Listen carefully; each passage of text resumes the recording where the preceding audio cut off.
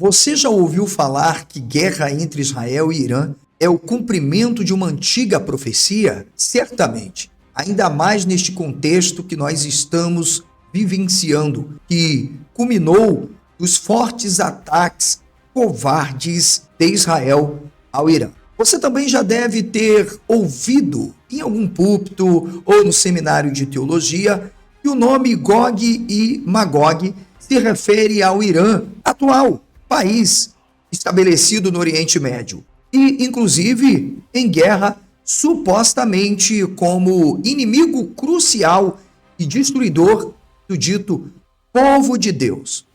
Eles querem dizer que Israel moderno seja o povo de Deus, confundindo israelitas antigos com as israelenses. Bem, eu acho que é isso. E se tudo isso for uma grande farsa teológica? Hoje nós iremos desmontar o mito de Gog e Magog. Você está no canal certo. Desmitologiza. Aqui procuramos levar a você ao mais alto nível da criticidade, aprofundamento, estudando a Bíblia hebraica em todo o seu contexto histórico, linguístico, arqueológico, social, político e teológico, com uma análise indiciária e interdisciplinar, intertextual. Fazemos com que você compreenda a história como ela é. O livro de Ezequiel, de acordo com os estudiosos, foi escrito no 6º século antes ali da dominação do Império Romano, onde surgem os evangelhos, durante o exílio babilônico. Jerusalém havia sido destruída. Na verdade, não a Jerusalém como concebemos, mas uma cidadezinha que estava se organizando, chamada Jebus. O povo judeu estava cativo e humilhado. Bem, ainda é preciso dizer que este profeta Ezequiel escreve com o objetivo de reacender a esperança e reafirmar a fé de Israel no seu Deus. Mas qual Israel? Judá era Israel? Israel era um povo ou, na verdade, grupos sociais étnicos que se desenvolviam no norte, compondo uma Síria efraimita. Seja lá como for, na verdade, são mitos criados de divisão de casas e unificação de casas. A grande verdade é que esta profecia de Gog e Magog aparece nos capítulos 38 e 39 do profeta Ezequiel, conhecido como Navi, profeta. E ao contrário do que dizem por aí, ela não é uma previsão literal de um conflito moderno e tampouco teve a intenção de trazer um prelúdio ou uma previsão do que poderia acontecer num futuro com Judá ou o povo dito de Israel. E, aliás, tinha nada a ver com o povo de Judá. É uma visão simbólica da vitória de Deus sobre os inimigos de Israel num mundo idealizado. Quem é Gog e Magog? De onde vêm estes nomes? Ezequiel descreve Gog como um príncipe de Rosh, Meseque e Tubal, regiões ao norte de Israel, associadas à atual Anatólia, na Turquia. Mas calma aí, o nome Gog não é histórico. Não há um registro sequer de qualquer rei ou povo. Trata-se, na verdade, de um arquétipo, uma figura simbólica usada para representar os inimigos também do norte. Um mito teológico, não um general iraniano. Bem, eu devo ainda considerar a vocês que quando falamos de Irã moderno, ainda podemos, de uma forma muito cautelosa, pensar Pérsia.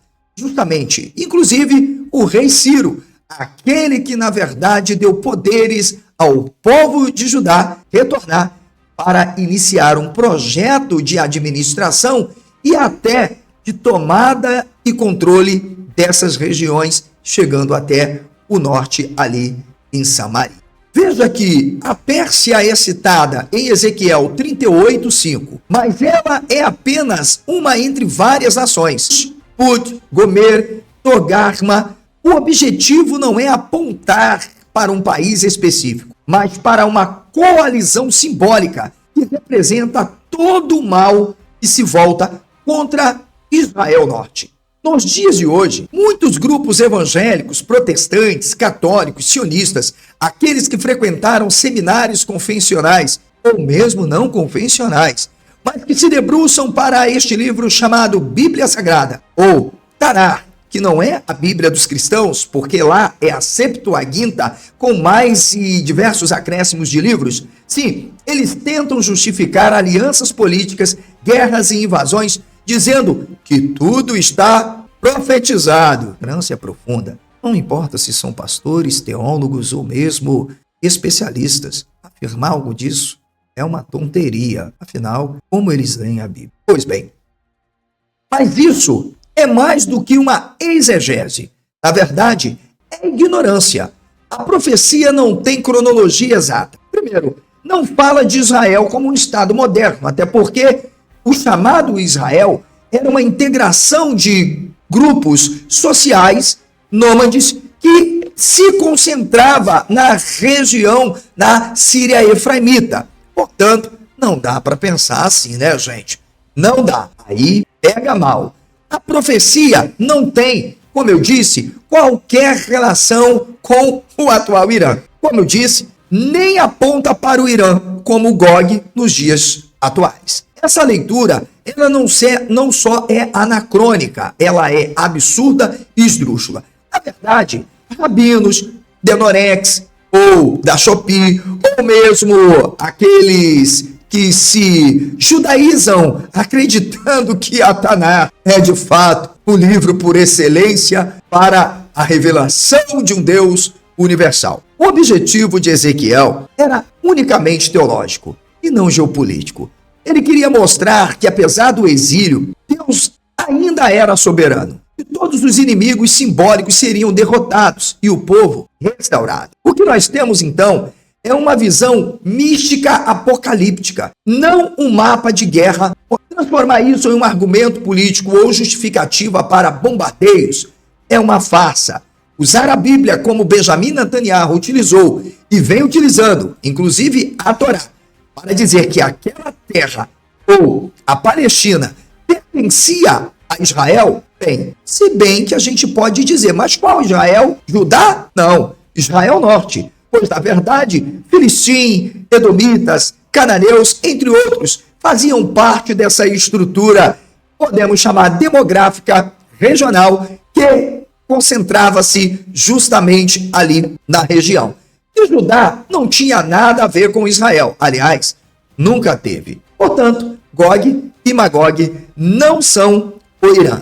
Ezequiel não está falando do século 21 ou de qualquer outro século.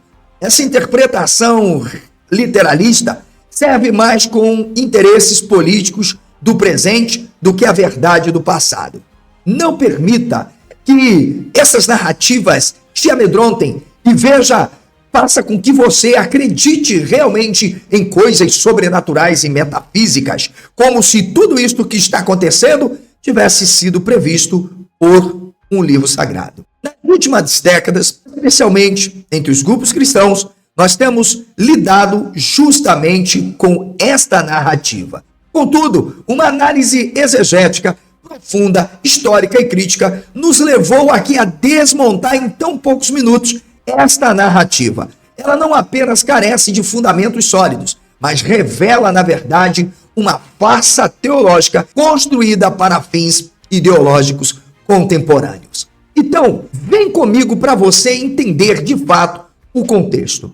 O livro de Ezequiel é escrito no contexto do exílio babilônico, ou seja, o foco central era essa reafirmação da identidade do povo israelita lá do norte, que nada tem a ver com Judá. A narrativa, na verdade, ela só tem um fim: trazer o entendimento daquele povo em uma espécie, claro, de facsímio ex eventos, ou pós-facto, a compreensão daquilo que o povo tinha vivido e como sua identidade poderia, na verdade, ser reconstruída.